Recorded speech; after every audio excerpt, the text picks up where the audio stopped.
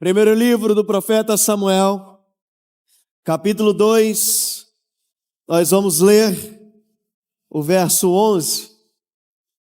Diz assim: Então Eucana voltou para sua casa em Ramá, mas o menino Samuel ficou servindo ao Senhor perante ou sob o cuidado do sacerdote Eli. Agora vamos para o versículo 18.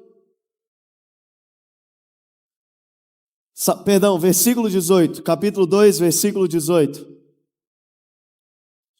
Samuel, porém, ainda menino, ministrava diante do Senhor, vestindo um colete sacerdotal de linho, ou um éfode de linho. Ainda no capítulo 2, versículo 26. E o menino Samuel, ou o jovem Samuel, continuava crescendo, sendo cada vez mais estimado pelo Senhor e pelo povo.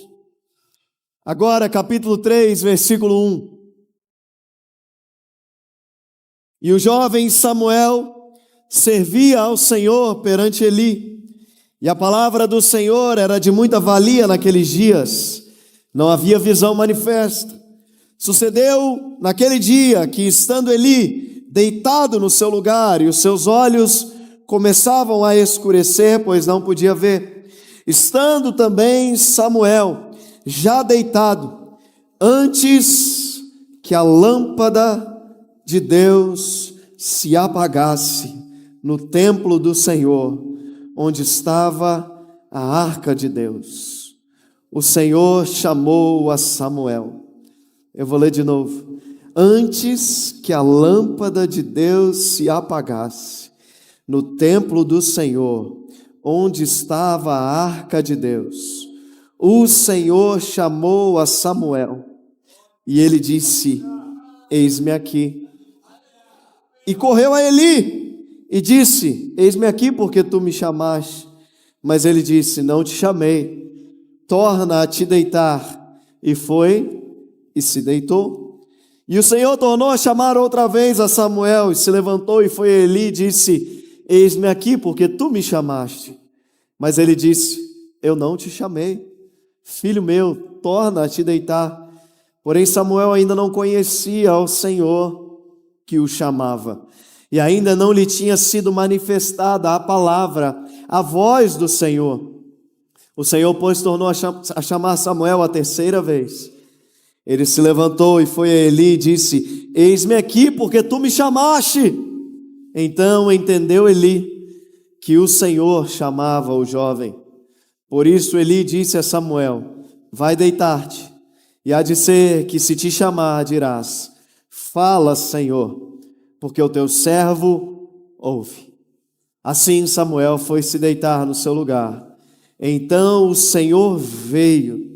Presta atenção, porque agora o Senhor não chama, agora o Senhor vem e se põe ali diante de Samuel, e o chamou como das outras vezes: Samuel, Samuel.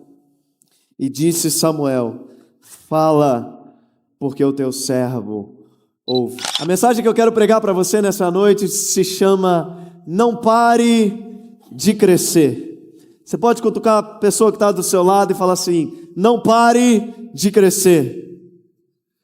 Agora cutuca a pessoa que está do outro lado e fala assim: Mas o pastor parou. Estou brincando. O pastor parou de crescer já tem um tempo. Deveria ter crescido mais. Não pare de crescer. Nós estamos aqui diante da história de talvez do profeta mais marcante da história de Israel. Samuel, dentre tantos profetas, ele é o profeta que marca a história. Porque Samuel, ele é levantado em um tempo muito obscuro na nação de Israel, que é a era dos juízes. Você vai se lembrar que quando o povo de Israel entra na terra prometida, Josué não prepara um líder para substituí-lo. Então surge uma geração que não ouviu falar daquilo que Deus havia feito no deserto com Israel. Então essa geração se rende, ela faz aliança com os outros povos, ela se contamina, enfim, ela se afasta de Deus. E por isso a crise vem para esse povo. E aí o Senhor levanta juiz para resolver a crise. O juiz morre, a crise volta, outro juiz se levanta. Então o período dos juízes se dá meramente por um ciclo vicioso de homens ou mulheres que são levantados por Deus para resolver uma crise, mas que não duravam muito, que não deixavam legado na sua liderança, porque logo o Senhor precisava levantar uma nova liderança, logo o Senhor precisava levantar novos líderes. E Samuel vem para encerrar a era dos juízes e iniciar uma era profética na história de Israel. E eu quero crer que esse mês que nós estamos, que é o mês de março, vai ser um mês em que o Senhor está encerrando a era de juízes na nossa vida e iniciando uma era profética na nossa história. O que você quer dizer com isso, pastor? Que nós passamos por alguns momentos na nossa vida em que os profetas começam a assumir e os juízes começam a aparecer. Como assim? Ainda não estou entendendo.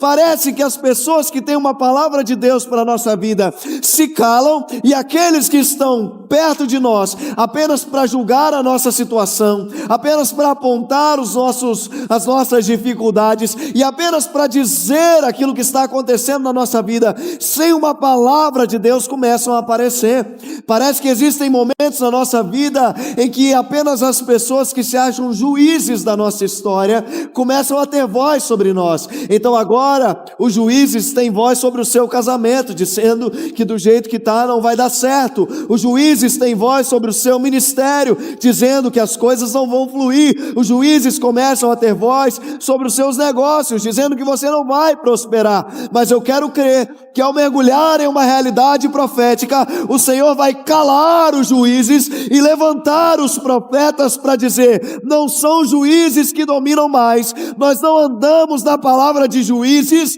nós andamos em uma palavra profética do Senhor. Eu quero crer que essa vai ser a estação que o Senhor levantará profetas para que a gente possa caminhar em uma nova realidade da profecia. E a história de Samuel é uma história muito linda, porque ela começa com a oração de uma mulher angustiada. E deixa eu te falar uma coisa, muitas vezes a estação profética de Deus, ela nasce em uma estação de angústia. Muitas vezes o tempo de andar na palavra profética, o tempo de andar no cumprimento da promessa, ele vai ser gerado no tempo do choro. Então Ana, ela era casada com um homem chamado Eucana. Eucana era casado com Penina e com Ana. Ana era estéril, ela não podia ter filhos, enquanto a sua rival Penina tinha filho toda hora. Filhos e mais filhos e mais filhos. Porém, a Bíblia conta que Eucana amava Ana e sempre dava a ela uma porção maior do que para sua esposa Penina. Mas ainda assim há um vazio no coração de Ana. E quando eles vão ao templo, Ana, ela ora ao Senhor.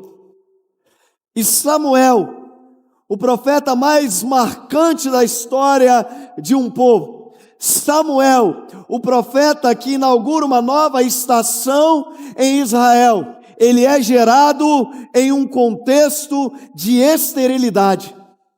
Samuel é gerado em um contexto de incapacidade. Samuel é gerado em um contexto de fraqueza. Eu quero dizer para você que as coisas mais marcantes da sua vida não serão geradas na sua própria capacidade, ela será gerada na sua incapacidade. Paulo, escrevendo uma de suas cartas, ele diz o seguinte: se eu puder me gloriar em alguma coisa, eu me gloriarei nas minhas fraquezas, porque é na minha fraqueza que o poder de Deus se aperfeiçoa, porque quando eu estou fraco, então eu sou forte. Então presta atenção, muitas vezes o Senhor vai usar estações, momentos, passagens de fraqueza para gerar momentos eternos na sua vida. O que você quer dizer com isso, pastor? Muitas vezes o Senhor vai permitir o tempo do choro, o tempo da crise financeira, o tempo da crise conjugal, para que no meio do tempo da crise, na incapacidade de vocês, o Espírito dele os leve a um relacionamento de mais intimidade com ele, e a partir de então, o Senhor começa a gerar estações proféticas na sua vida. Por isso, no tempo do choro, suba ao templo. Por isso, no tempo do choro, suba à presença. Por isso, no tempo da dificuldade, da esterilidade, vá buscar aos pés do Senhor. Ana, então, ela faz um voto a Deus, dizendo: se eu tiver um filho, eu dedicarei esse menino à casa do Senhor.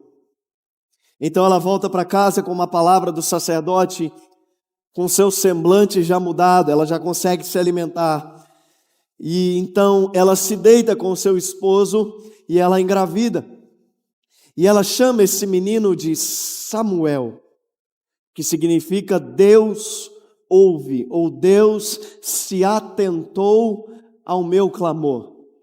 Essa mulher, ela entende que quando ela começa a gerar, ela não está gerando algo porque ela era capaz, mas porque Deus inclinou os ouvidos para a oração dela. Essa mulher entende que ao gerar, ela não está gerando algo comum, que ao gerar, ela não está gerando algo para ela, que ao gerar, ela não está gerando algo que vem dela, mas que ao gerar, o que ela está gerando é algo profético, é algo de Deus, é algo que pode mudar a história. E eu acho incrível, eu acho muito peculiar o desapego de Ana com o seu sonho, pastor Joenes. Porque era o sonho dela, era o desejo dela. Ela chorou por isso, ela buscou por isso, ela sofreu por isso, mas ainda assim, ela entregou ao Senhor. Eu acho lindo o desapego de Ana, entendendo que se foi Deus que gerou, então que eu use para a glória dele. Se foi Deus que fez, então que eu não use apenas para o meu prazer, mas que eu entregue na casa do Senhor. Então, se foi Deus que fez, eu preciso devolver para Ele. Se foi Deus que fez, eu preciso usar para Ele. Então, peraí, se Deus me deu uma família, eu não vou usar o meu seio familiar para alimentar o meu ego, mas eu vou tornar a minha família um ambiente cheio da glória de Deus. Se Deus me deu uma empresa, eu não vou usar a minha empresa só para eu ficar milionário, ganhar muito dinheiro. Em nome de Jesus você vai ficar, e aí recebe se você quiser. Mas se você ficar, entenda, você tem uma empresa não para a sua glória, não para alimentar a sua vaidade, mas é para a glória de Deus. Eu tenho um ministério, Deus me deu o dom da palavra, Deus me deu o dom do louvor. Então entenda, o dom é seu, mas a glória é de Deus. Então entenda, se a sua empresa prospera, se a sua família avança, se o seu ministério prospera, é porque um dia Deus te ouviu. Você está olhando para um dos terrenos mais inférteis ministerialmente falando, mas um dia Deus decidiu ouvir o clamor de José Alves, de Dilma. Um dia Deus resolveu ouvir o clamor de alguém, por alguém que era completamente incapacitado, estéril, não tinha nada aqui, mas o Senhor ouviu. Então, enquanto eu puder, usarei o meu ministério não para mim, mas para servir ao Senhor. É você que está gerando, mas é dele. É você que está fazendo, trabalhando, mas é dele. Foi você que fez o argumento da venda, que mudou a história, mas a glória é dele. Porque está gerando, mas está gerando Samuel. Não está gerando algo comum, não está gerando algo normal. Porque se eu te fizer uma pergunta aqui, qual o nome dos filhos que Penina gerou? Ninguém sabe, né? Porque aquilo que é gerado no método humano ninguém se lembra, mas aquilo que é gerado dentro de uma realidade profética marca a história. Então eu quero dizer, no momento em que você se apegar das coisas que Deus te entrega e leva de volta para Ele, é nesse momento que a sua história é mudada, é nesse momento que a sua história é marcada. Deus ama pessoas que são desapegadas.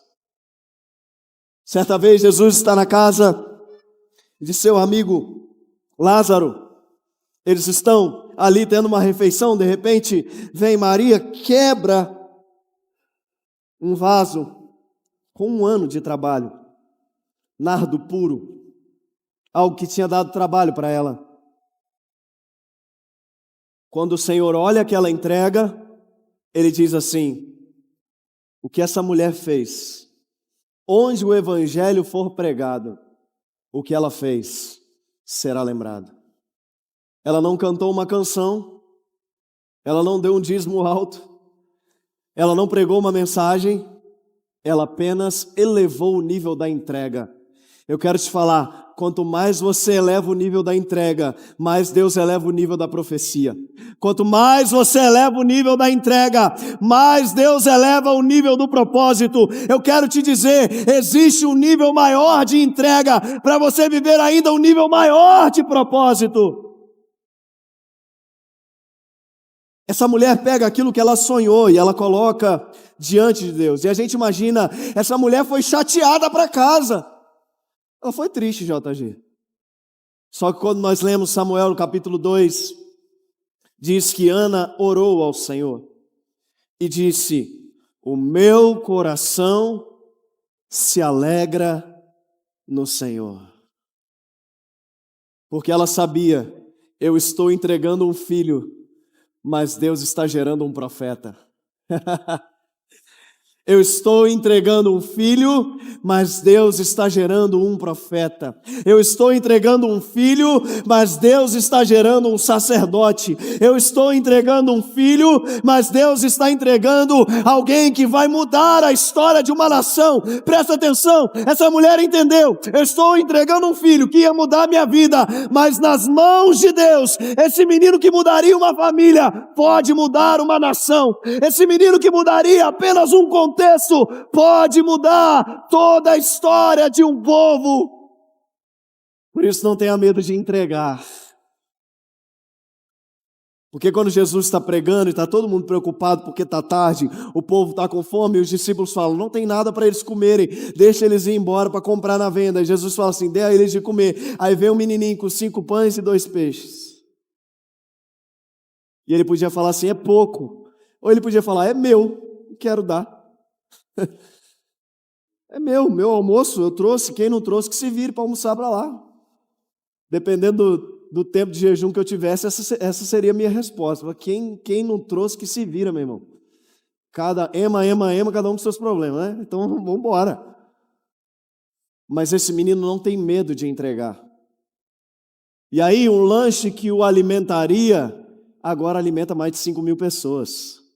Você precisa entender que no momento em que você se abrir para entregar ao Senhor aquilo que Ele te deu, o que era só para te alimentar ou alimentar sua casa, vai começar a alcançar seus vizinhos, vai começar a alcançar sua rua, vai começar a alcançar seu bairro, vai começar a alcançar as pessoas ao seu redor. Então entenda, nas suas mãos tem um poder, mas nas mãos de Deus, esse poder se multiplica. Nas suas mãos tem um nível, mas na mão de Deus, esse nível se eleva. Por isso, não tenha medo de entregar nas mãos de Deus.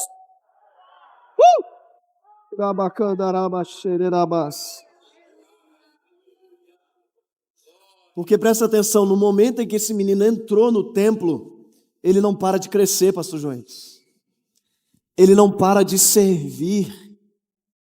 Ele não para de fazer as coisas no templo. Então eu quero te dizer nessa noite, não pare de crescer. Nas suas mãos tem um teto, nas suas mãos tem um lugar que vai chegar e não cresce mais, mas nas mãos de Deus, Ele pode fazer infinitamente mais, abundantemente além daquilo que nós pedimos ou pensamos. Então, primeira coisa, foi o versículo 11 que nós lemos do capítulo 2.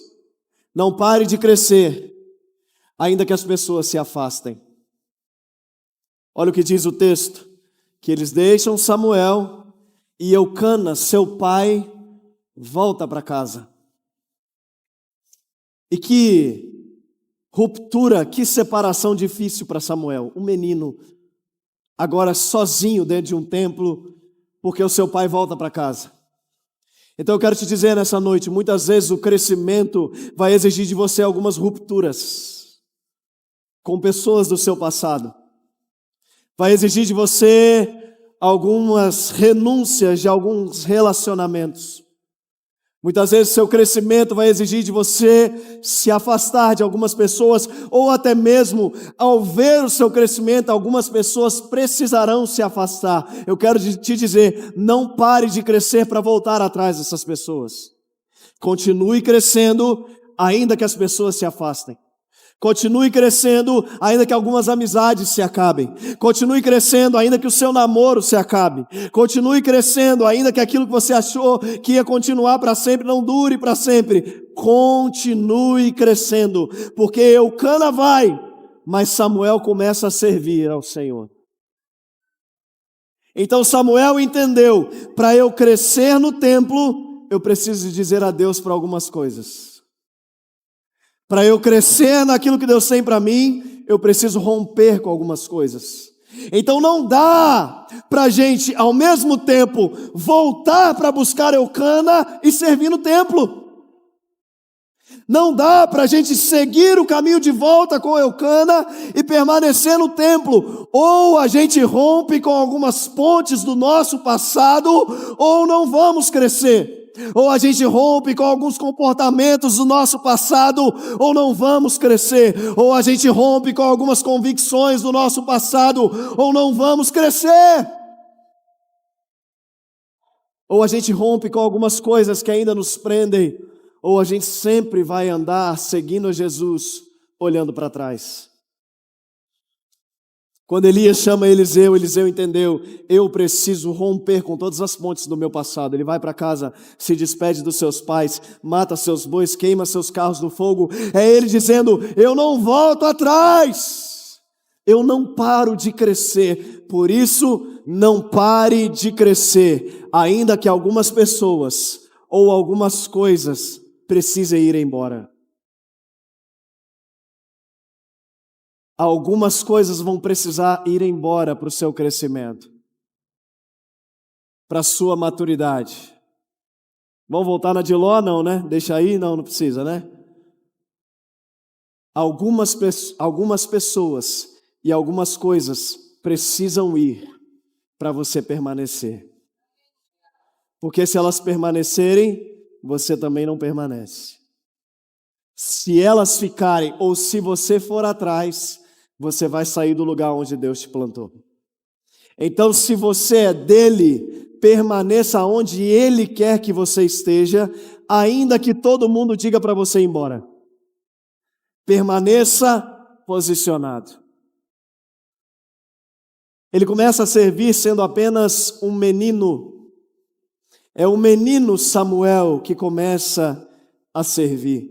Se puder colocar no telão a versão que eu estou usando, que é a Almeida Corrigida e Fiel, a ACF.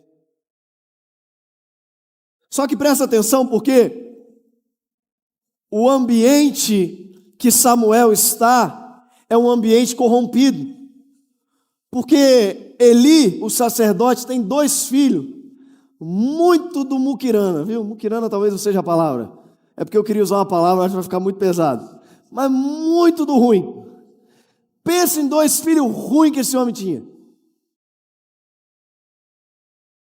Eles roubavam dos sacrifícios do templo, eles profanavam, traziam fogo estranho aos sacrifícios, e Samuel no meio daquele contexto. Contexto de profanação, contexto de erros, contexto de pecados. Só que olha o que diz o versículo 18. Porém, Samuel... Eu quero te dizer uma coisa, aquilo que é profético sempre vai ser o porém de um mundo caído. É isso. Porém, Samuel. Ofni e Finéias não vale nada. Pervertem o sacrifício, roubam do sacrifício, trazem fogo estranho. Porém, Samuel, no meu trabalho todo mundo tira um dinheiro aqui por fora, no meu trabalho todo mundo bate ponto na hora errada. Porém, Samuel, nos casamentos de hoje em dia, todo mundo tem um amante aqui e ali, todo mundo faz um negocinho, um esqueminha escondido. Porém, Samuel, passou hoje em empresa, todo mundo sonega imposto. Então, não tem como sobreviver no Brasil sem sonegar imposto. Porém, Samuel, você não está gerando algo de homens, você está gerando algo de Deus. Deixa Ofni e Finéias para lá. Deixa as pessoas errarem para lá, fazer o esquema delas para lá, deixa as pessoas se perverterem para lá. Porém, Samuel, você é diferente. Você sabe aonde você foi gerado. Você tem história, porque você foi gerado pelo Espírito e não por homens, para um propósito do Espírito e não de homens. Então não pare de crescer, mesmo em um ambiente corrompido. Porque agora o menino já não é mais menino, já é só Samuel. Porém, Samuel ministrava perante o Senhor, sendo ainda jovem. Agora, está ministrando, Ofni e Finéias também estão ministrando. Os filhos de Eli também estão ministrando. Mas eu vou aproveitar que ele chama Samuel, ele está muito elegante hoje. Vem cá, Samuel. Que eu quase passei minha vez para ele. Eu falei, prega hoje, Samuel. Não pode, gente. As pessoas vêm mais elegantes que o pastor. Que isso? Vem cá, Samuel. Fica de frente para o povo te ver. Ó. Isso aqui é o... Como é que é? É o suprassumo da moda, né? A camisa salmão e o terno azul royal azul, né? Isso aqui é quem entende de moda mesmo é que veste um negócio desse. Quem não entende, não bota o preto com branco mesmo que lá vai. Só que presta atenção, Samuel ministrava igual Ofni e Finéias. Samuel ministrava igual os filhos de Eli, que era tudo vagabundo, não valia nada. Porém, a sua roupa era diferente. Porém, a sua vestimenta era diferente. Deixa eu te falar algo. No seu propósito, você vai fazer coisa que muita gente está fazendo, mas você vai fazer de forma diferente. No seu propósito, você vai ter ministério igual um monte de gente tem, mas seu ministério vai ser diferente. Você vai ter empresa igual todo mundo tem, porém a sua empresa vai ser diferente. Tudo que você fizer vai ser diferente. O texto diz que Samuel vestia o éfode de linho. Pode ir lá, Samuel. Já. Daqui a pouco os outros vão querer. Sai, pastor, deixa o Samuel pregar. O que é um éfode de linho? Era o colete do sacerdote. Porque Samuel ainda não tinha, talvez, o cargo oficial do sacerdócio. Ou o cargo oficial do profeta, mas já se comportava como um. Entendeu? Não? Deixa eu te falar, você não precisa estar vivendo a realidade que você tanto quer viver para começar a se comportar como se você estivesse vivendo essa realidade. Samuel ainda não era sacerdote. Samuel ainda não era profeta, ainda era um jovem, mas já se vestia como um sacerdote, já tinha postura de sacerdote, já não se corrompia como sacerdote. Pastor, Deus me chamou para ser pastor, para ministrar a palavra, então eu vou ficar esperando, assistindo minha Netflix, e aí quando Deus quiser me levantar, quando eu virar pastor, aí eu começo a estudar, aí eu começo a ler mais a Bíblia, a buscar mais ao Senhor, ao subir monte. Eu quero te dizer, começa a subir monte agora, começa a buscar o Senhor agora, começa a ler a palavra agora, começa a ter as atitudes de um sacerdote, ainda que você não seja um sacerdote. Samuel se vestia diferente. O éfode de linho representava a pureza do sacerdócio. Samuel está dizendo, não é o cargo que me purifica, sou eu que me purifico por causa do meu cargo. É o Senhor que me purifica por causa daquilo que Ele me entregou. Samuel está dizendo, eu não preciso de um cargo para andar em santidade. Eu não preciso da oficialização de ser um sacerdote para eu andar em fidelidade com o Senhor. Eu sei o Deus que eu sirvo.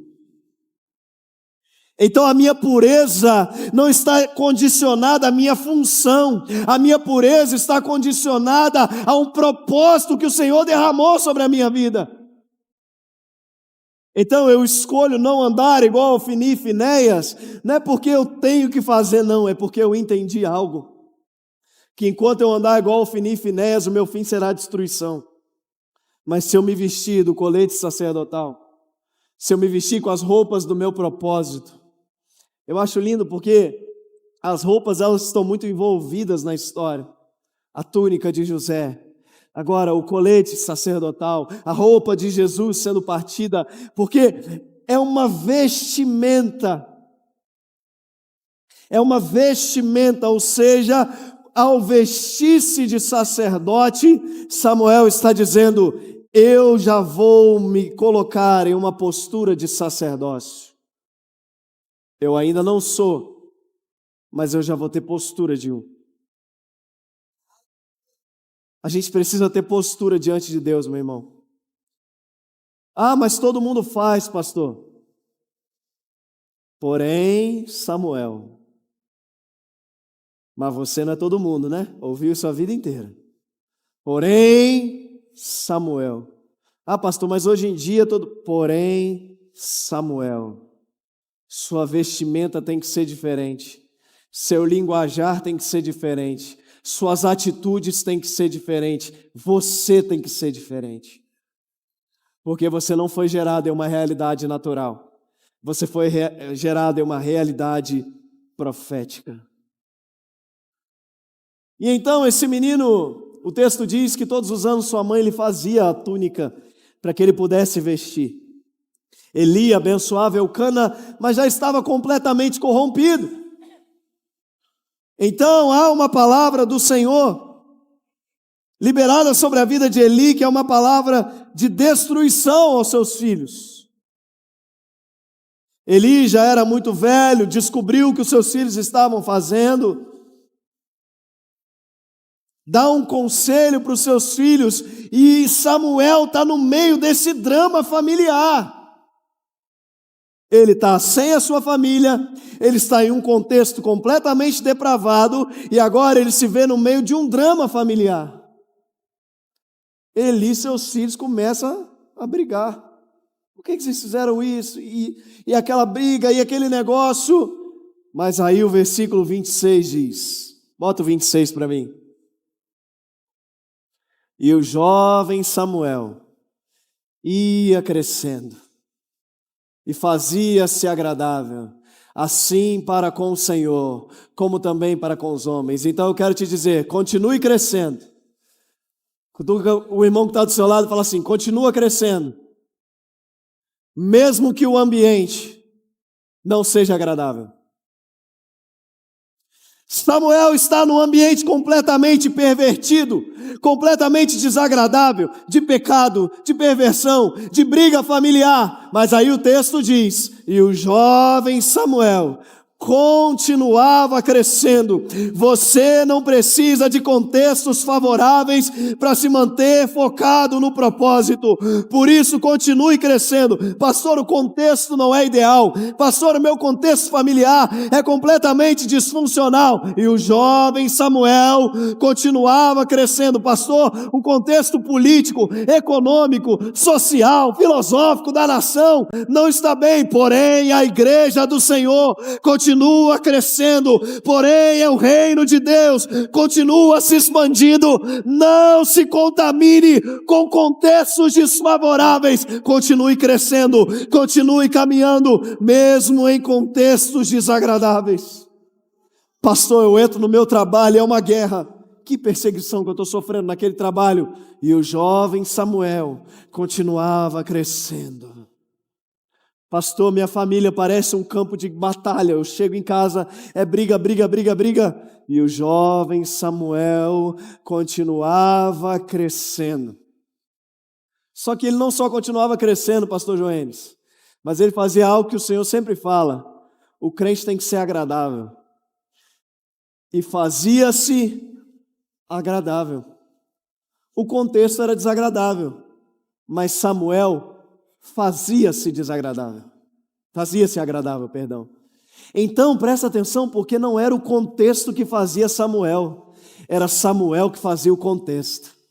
Então não era a situação que moldava Samuel, era Samuel que moldava a situação. Não se renda aos contextos desfavoráveis, não permita que os ambientes desagradáveis te tornem uma pessoa amargurada, te tornem uma pessoa desagradável, te tornem uma pessoa corrompida, mas seja você a transformação que um ambiente desagradável precisa.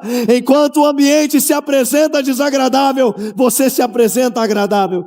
Enquanto o ambiente é de perseguição, você é aquele que abençoa. Enquanto o ambiente é de maldição, você é aquele que traz a bênção. Enquanto o ambiente é de morte, você é aquele que traz vida no ambiente. Não permita que o ambiente desagradável te torne alguém desagradável. Samuel se fazia agradável. Não era o ambiente que o formava, era ele que formava o ambiente. A Bíblia conta a história de dois homens chamados Paulo e Silas. E eles estão numa prisão. Presta atenção, começaram o dia, e eles não roubaram, não mataram, já nada. Eles saíram de casa para pregar o evangelho. Começaram o dia dizendo, vamos falar de Jesus. E terminaram o dia numa prisão. Eles podiam sentar numa prisão e falar assim, pois é, cara, a gente sai para servir a Deus, e a gente é preso, né? Brincadeira. A gente sabe fazer um negócio bom para as pessoas e a gente é perseguido. A gente sai para fazer a vontade de Deus e termina um dia numa prisão. Que Deus é esse? Que Deus é esse que nos faz? Vem cá, Silas. Que Deus é esse, Silas? Que nos faz sair para pregar o evangelho? Eu sei, é difícil a vida na prisão, eu sei. Que nos faz sair para pregar o evangelho e faz a gente terminar o dia em uma prisão. Mas o texto não diz que Paulo e Silas estavam na cadeia se lamentando.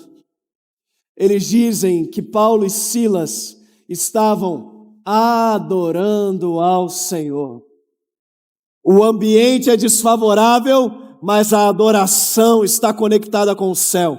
O ambiente é desfavorável, mas o coração é favorável. Então presta atenção, não deixe que a sua situação molde a sua adoração, mas faça com que a sua adoração transforme a sua situação. Porque Paulo e Silas cantavam, um terremoto atinge a prisão, as cadeias se abrem e o que antes era um ambiente de prisão, agora é um ambiente de salvação.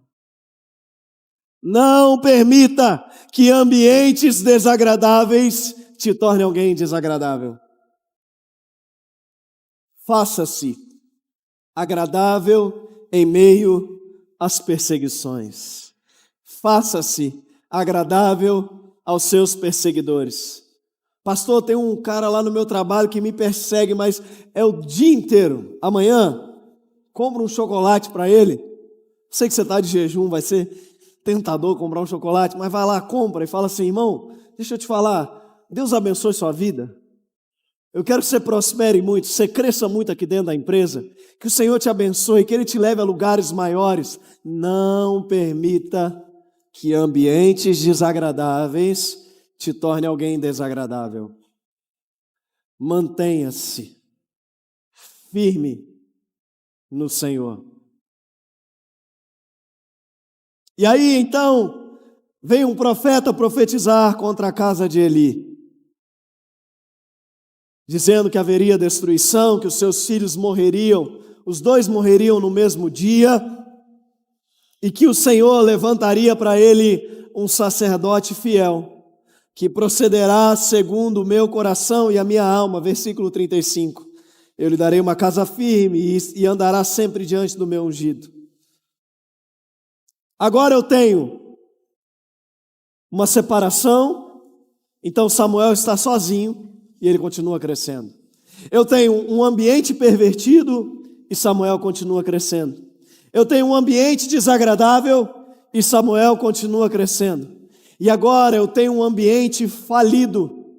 Mas coloca o capítulo 3, versículo 1 para mim. E adivinha? O jovem Samuel servia ao Senhor perante Eli. O ambiente se movimentou, o ambiente mudou, as coisas aconteceram, as circunstâncias mudaram, mas Samuel permaneceu. O ambiente muda, JG. Primeiro Eucana vai embora, mudou o ambiente, o jovem Samuel servia ao Senhor. Depois, Ofni e Finéias pervertem o sacrifício, o ambiente muda de novo, e o jovem Samuel servia ao Senhor. Depois, Eli começa a confrontar seus filhos e tem uma crise familiar. O ambiente muda de novo e o jovem Samuel servia ao Senhor. Agora há uma profecia de falência sobre essa casa e o jovem Samuel servia ao Senhor. Deixa o vento soprar, permaneça. Deixa os contextos mudarem, permaneça. Deixa a notícia chegar, permaneça, não pare de crescer, mesmo num ambiente falido. Porque o texto diz que a palavra do Senhor era de muita valia, era custosa, não tinha ninguém que falasse a palavra de Deus. Não havia visão manifesta.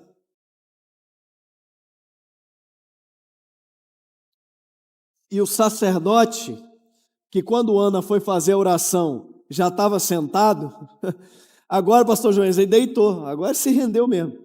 Porque quando Ana vai orar, ele está sentado. Mas agora, no versículo 2, diz que Eli já estava deitado no seu lugar e já não tinha mais visão, seus olhos estavam obscuros. Agora Samuel para de crescer. Agora já era para Samuel, porque agora é o seu mentor que não tem visão mais. Agora é o seu mentor que não quer mais fazer nada no serviço da igreja. Agora é o seu mentor que está deitado, caído, sem visão. Agora Samuel para. Satanás muitas vezes vai tentar derrubar algumas pessoas, vai tentar jogar algumas circunstâncias para magoar o seu coração, vai tentar te colocar em alguns contextos para desencorajar, para dizer agora ele para, agora acaba, agora não tem mais jeito, agora não levanta mais. Mas eu quero te dar uma palavra de coragem nessa noite, e essa palavra está no versículo 3, estando Samuel já também deitado, ele cansou, era um ambiente cansativo, mas olha só, antes que a lâmpada do templo do Senhor se apagasse. Deixa eu te falar algo. O contexto pode estar caído, a casa pode estar ruída, o ambiente pode ser desagradável, mas a luz do Senhor ainda está acesa, a luz do propósito ainda está acesa. O ambiente é desfavorável, o contexto é ruim, mas a luz não se apagou, mas a luz permanece acesa. Por isso, Samuel, descansa no Senhor e não pare de crescer. Não pare de crescer. Não importa o quão obscuro seja o contexto que você está vivendo, a luz do Senhor ainda não se apagou. E se tem luz, é porque tem óleo na candeia, pastor Joenes. E se tem óleo, é porque tem espírito. E se tem espírito, tem esperança. Samuel estava diante da arca de Deus, pertinho da presença do Senhor. E de repente ele ouve uma voz: Samuel, Samuel. Ele se levanta e diz: eis-me aqui. Respondendo a essa voz, mas ele achou que era a voz de Eli. E ele então vai até Eli. E ele diz: Eli, foi você que me chamou. Aí ele fala: não fui eu que te chamei. De novo isso acontece: Samuel, Samuel. Eli, você me chamou, não te chamei. Samuel, Samuel. Eli, foi você que me chamou? Não te chamei. Mas aí Eli entende. Não sou eu que estou chamando Samuel. É o Senhor que está chamando. Presta atenção, porque isso aqui é para fechar a mensagem. Samuel achou que o chamado era de Eli, mas o chamado era do Senhor. Você está achando que o seu chamado está condicionado a algumas pessoas. Você está achando que o seu chamado está condicionado a algumas oportunidades. Você está achando que o seu chamado está condicionado a algumas conexões que você tem que fazer, a algum investidor que vai investir em você, ou alguém que vai ligar para alguém para fazer uma agenda com você, mas não foi Eli que te chamou, foi o Senhor que te chamou. O seu chamado não veio de Eli, o seu chamado não veio de homens, o seu chamado não veio da terra, o seu chamado veio do céu, o seu chamado veio do céu, a sua convocação veio do céu. Samuel achou que o chamado era de Eli, mas o chamado era de Deus. Eu não exerço meu chamado porque eu não tenho oportunidade. Seu chamado não é de homens. O seu chamado é de Deus. O seu chamado vem dele. E deixa eu te falar, se o sacerdote não entender, se o sacerdote não ouvir mais a voz de Deus, então Deus vai te chamar diretamente pelo nome. É engraçado que Samuel, Deus ouve, o Senhor chama, mas agora Deus não ouve, Deus fala com Samuel. Então, na quarta vez, o Senhor diz: Samuel, Samuel. E Samuel responde: fala, Senhor, porque o teu servo ouve. Só que agora o Senhor não fala só com Samuel. O Senhor vem até Samuel. Se põe ali como quem diz: Samuel, o sacerdócio de Eli sobre a sua vida acabou. Hoje eu rompo com as barreiras de Eli para levar a lugares ainda maiores. Porque Eli é importante na nossa vida, assim como Moisés foi importante na vida de Josué. Mas uma vez que o tempo de Eli ou o tempo de Moisés se acaba, Moisés ou Eli se tornam elementos limitantes na nossa vida. O que você quer dizer com isso, pastor? Tem muita coisa que te ajudou a chegar até aqui, mas não são as mesmas coisas que vão te levar além. Por isso que a primeira coisa que Deus fala com Josué é: Moisés, meu servo, é morto. Então acabou, Josué. Você não é servo de Moisés mais. Você agora é meu servo. Porque Moisés foi muito importante na sua vida, mas agora ele estava sendo um limitante para você. Agora Moisés estava te mantendo em um lugar limitado. Por isso, agora que não tem Moisés, você pode voar voos mais altos. Então eu quero te dizer uma coisa: os recursos que te trouxeram até aqui não vão te levar além. É o Senhor que vai te levar além. As pessoas que te trouxeram até aqui não vão te levar além, é o Senhor que te leva além. Por isso Eli é importante, merece honra, Moisés é importante, merece honra, mas chega um momento que eles se tornam elementos limitantes do nosso ministério, e Deus está dizendo para você nessa noite: não se apegue às coisas do passado, eu tenho coisas novas para você, eu tenho coisas maiores para você, recursos maiores, relacionamentos maiores. Por isso se desapegue de Eli. Eu, o Senhor, vim diante de você. Você estava indo até Eli, mas agora eu venho até você para te dizer: o que eu tenho na sua vida ninguém jamais ouviu. Por isso, Samuel, não pare de crescer. Ainda que algumas pessoas se vão e algumas coisas se vão, não pare de crescer ainda que o ambiente esteja pervertido. Não pare de crescer ainda que o ambiente esteja desagradável. Não pare de crescer ainda que o ambiente esteja falido. Não pare de crescer ainda que o sacerdote esteja caído. Não pare de crescer, Samuel, porque a lâmpada de Deus ainda não se apagou. Se coloque de pé no seu lugar.